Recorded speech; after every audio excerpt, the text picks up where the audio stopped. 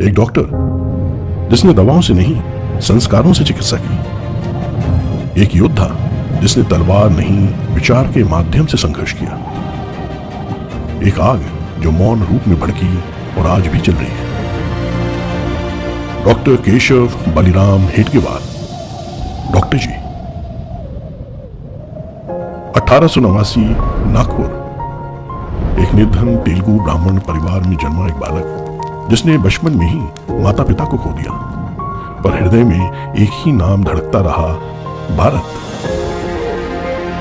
कलकत्ता में क्रांति की ज्वाला धधक रही थी।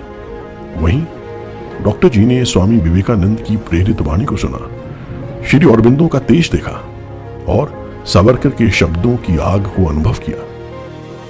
भारत केवल भूमि नहीं है, ये एक चेतना है। ये हमारी पितृभूमि ही नहीं, पुण्य भूमि भी है। सावरकर के इन शब्दों ने उन्हें झकझोर दिया। 1923 नागपुर में जब दंगे भड़के, मुसलमानों ने हिंदू जुलूसों को मस्जिदों के सामने से निकलने से रोक दिया और हिंसा शुरू कर दी।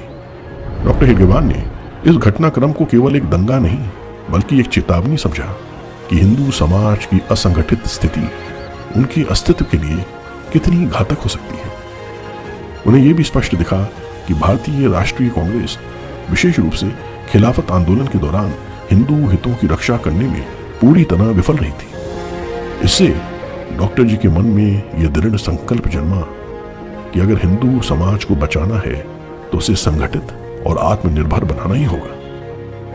और फिर 1925 विजयदशमी के दिन डॉक्टर हेडगेवार ने राष्ट्रीय स्वयंसेवक संघ की स्थापना की। यह कोई राजनीतिक दल नहीं था बल्कि हिंदू शक्ति को जागृत करने का एक सांस्कृतिक आंदोलन था।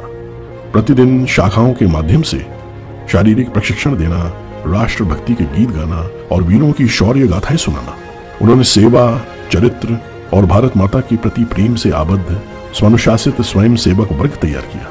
उन्होंने श्री BS मुंजे से सहयोग लिया, सावरकर के विचारों का सम्मान किया, पर संघ को कभी किसी राजनीति की जंजीर में बंधने नहीं दिया। 21 जून 1940 में डॉक्टर जी का निर्वाण हुआ। कोई अंतिम भाषण नहीं, कोई जयकार नहीं, पर वो जो छोड़ गए वो था एक विचार, एक मिशन, एक जीती जागती विरासत। और आज भी हर सच्चे देशभक्त के हृदय में उनके विचार और आदर्श जीवित है।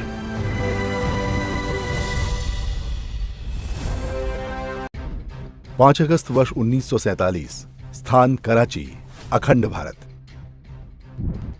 भारत की स्वतंत्रता और पाकिस्तान के जन्म से ठीक 10 दिन पहले कराची में आयोजित एक विशाल जनसभा 1 लाख से अधिक हिंदू राष्ट्रीय स्वयंसेवक संघ के गणवेश में एकत्रित हुए थे। सभा में कई ऐसे लोग भी थे जिनकी आंखें खुल चुकी थीं कि स्वतंत्रता के नाम पर कांग्रेस ने उनके साथ कितना बड़ा विश्वासघात किया है। सफेद धोती कुर्ता पहने एक दुबला पतला व्यक्ति सभा को संबोधित करने के लिए खड़ा हुआ। नाम था माधवराव सदाशिवराव गोलवलकर। लोग उन्हें गुरुजी कहते थे, गुरु गोलवलकर। यही नाम उनकी पहचान था। वे राष्ट्रीय स्वयंसेवक संघ के द्वितीय सरसंघचालक थे। व्यक्तित्व में सादगी, चेहरे पर ऋषियों जैसा तेज और आंखों में राष्ट्र प्रेम की तड़प। गुरु गोलवलकर ने कहा, हमारी मातृभूमि पर विपदा आ गई है। भारत का विभाजन एक पाप है और जो उसके उत्तरदायी हैं उन्हें भावी पीढ़ियां कभी क्षमा नहीं करेंगी। ये विभाजन अप्राकृतिक है, इसे एक न एक दिन निरस्त करना होगा। गुरु गोलवलकर 19 फरवरी वर्ष 1906 को महाराष्ट्र के रामटेक में जन्मे थे। माता पिता ने उनका नाम भगवान कृष्ण के नाम पर माधव रखा। वे उनकी 9वीं और एकमात्र जीवित संतान थे।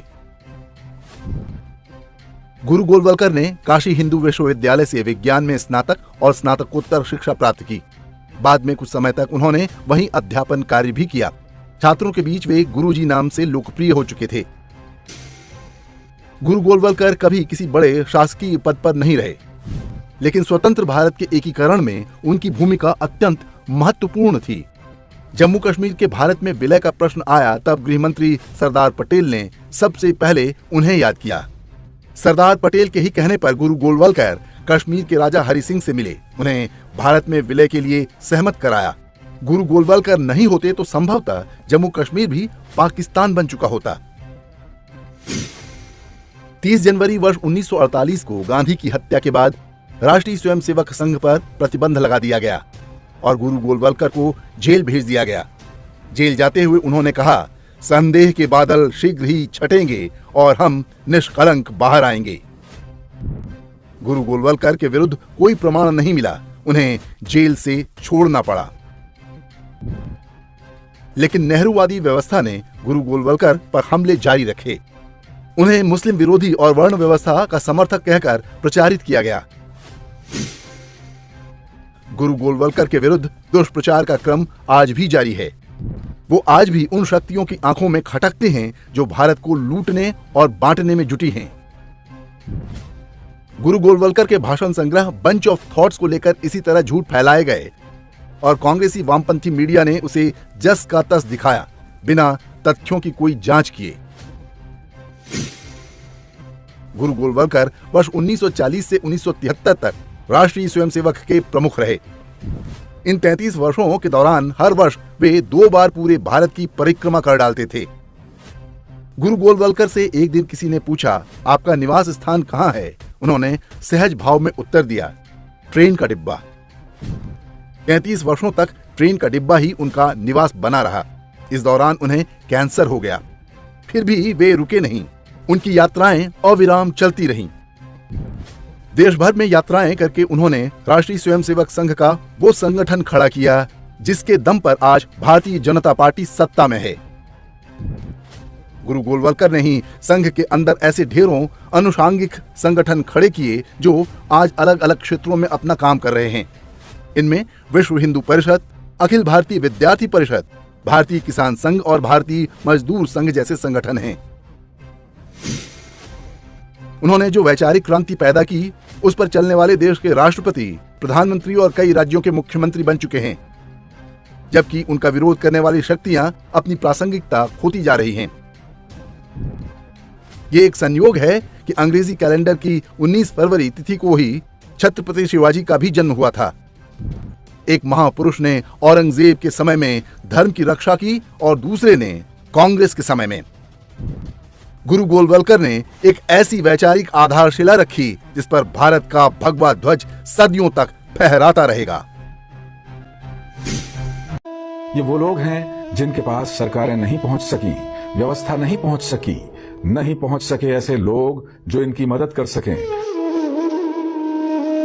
बड़े बड़े नगरों की झुग्गी झोपड़ियों में रह रहे लोग, सीमांत गांव में बसे परिवार या फिर दुर्घटनाग्रस्त क्षेत्रों से पलायन कर चुके परिवार, ऐसे तमाम लोग हैं जो इसी समाज का हिस्सा हैं जिसमें हम रह रहे हैं।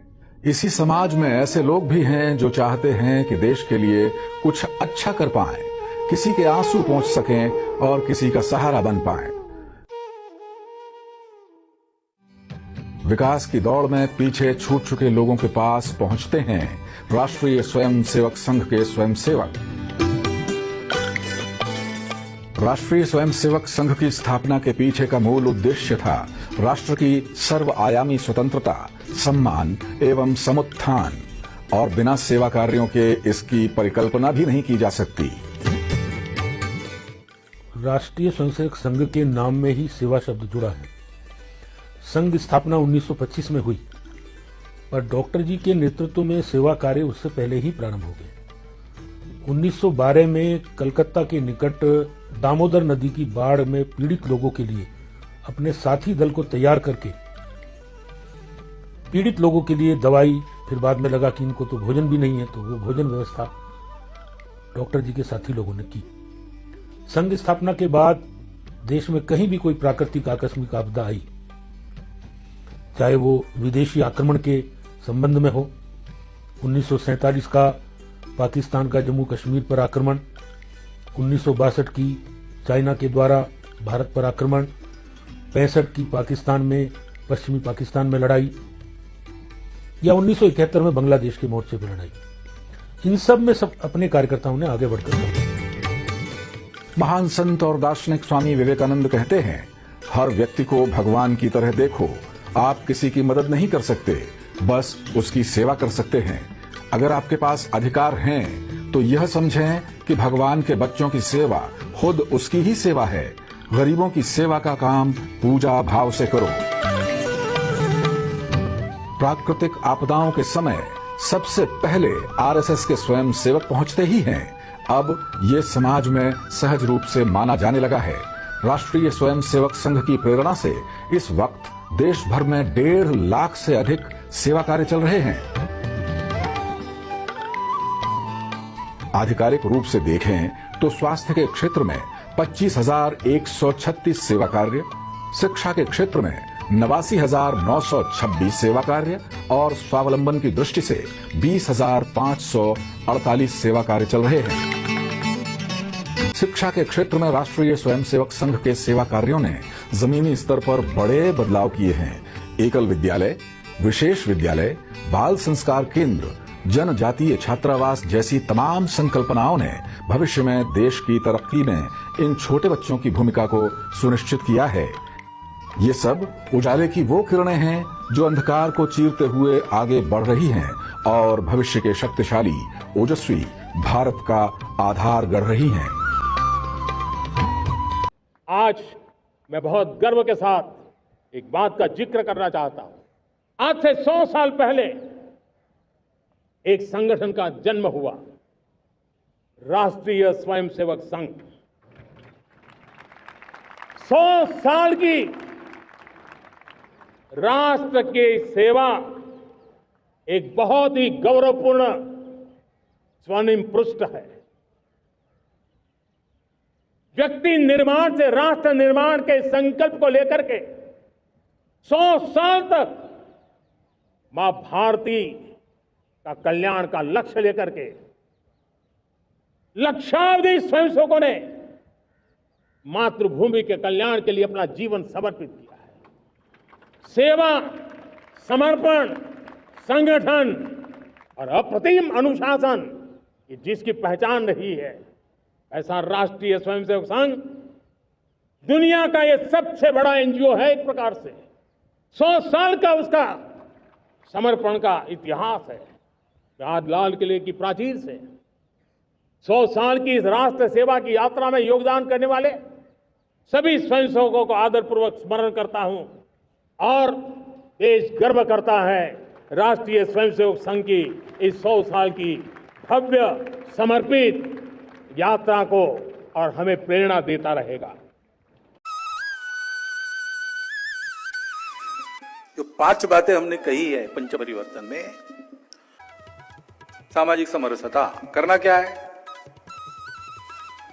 मेरे अपने कार्य क्षेत्र में जितने प्रकार के हिंदू मानते हैं लोग, हम तो सब हिंदुओं को एक मानते हैं, लेकिन लोग उसमें जात पात देखते हैं, भाषा देखते हैं, सब देखते हैं। तो जितने प्रकार बाहर के लोग मानते हैं हिंदुओं के, उन सब प्रकारों में मेरे अपने मित्र होंगे, मेरे कुटुंब के मित्र कुटुंब भी उन सब लोगों में होंगे। आना जाना उठना बैठना जैसे मित्रों का और कुटुंबों का चलता है, वैसा हमारा चलेगा। ये हमको करना है, हमको करके फिर समाज को बताना है। सब जाति वर्ग के, सब पंथ प्रांत के, सब भाषा भाषी, इसमें हमारे मित्र और हमारे कुटुंब के मित्र होने चाहिए। अपने कुटुंब में कुटुंब प्रबोधन का मंगल संवाद, जिससे अपनी कुलरीति पर हम पक्के रहेंगे, भारत की कुलरीति पर हम पक्के रहेंगे और अपने लिए रोज करते हैं, घर के लिए रोज करते हैं, समाज के लिए रोज कुछ करेंगे। ऐसा हमारे घर में अपनी माता, बहनें, पत्नी, भाभियां सबसे लेकर, बच्चों से लेकर तो बूढ़ों तक सब करेंगे। ऐसा एक घर अपना खड़ा हो गया तो पड़ोसी उसका अनुकरण करेंगे, उनको भी हम बुला के दिखाएंगे। कुटुंब का ये वातावरण आज सबको चाहिए। कैसे होता है मालूम नहीं, हमको करके दिखाना पड़ेगा। हम करेंगे, 26 की विजयादशमी के बाद समाज में ले जाएंगे। पर्यावरण, पानी बचाओ, प्लास्टिक हटाओ, पेड़ लगाओ। ऐसे ही स्वदेशी का आचरण, घर के अंदर भाषा, भूषा, भजन, भवन, भ्रमण, भोजन अपना चाहिए, वो परकीय नहीं चाहिए। अपने गांव में जो बनता है बाजार से नहीं लाएंगे, घर में जो बनता है बाजार से नहीं लाएंगे। और नागरिक नियमों का पालन करना। कुछ नियम तो कानून बने हैं, ट्रैफिक के नियम है, कानून है। टैक्स वैक्स भरना है, बिल भरना है, उसकी तारीख होती है, उसके नियम है। कुछ नियम कानून नहीं बने हैं, लेकिन समाज स्वास्थ्य के लिए चलना आवश्यक है। अड़ोस पड़ोस के साथ कैसा व्यवहार करना, इसका कोई कानून नहीं है, लेकिन समझदारी से पूरा समाज एक रहे, इसलिए सबका सद्भावनापूर्ण सौहार्दपूर्ण व्यवहार होना चाहिए। इसलिए आचरण के कुछ नियम, नीति नियम है, परंपरा से आए हुए, इन सबका पालन करना। ये 5 बातें पंच परिवर्तन के नाते अपने जीवन में लाना, और अपने जीवन में 100% तो एकदम आने वाली नहीं है, लेकिन हमारा प्रयास शुरू है और एक एक कदम आगे डाल रहे। ये जब हो जाए तो समाज को बताना कि ये करो, तो समाज करेगा। आज उसका विश्वास है हम पर, उसको उदाहरण चाहिए।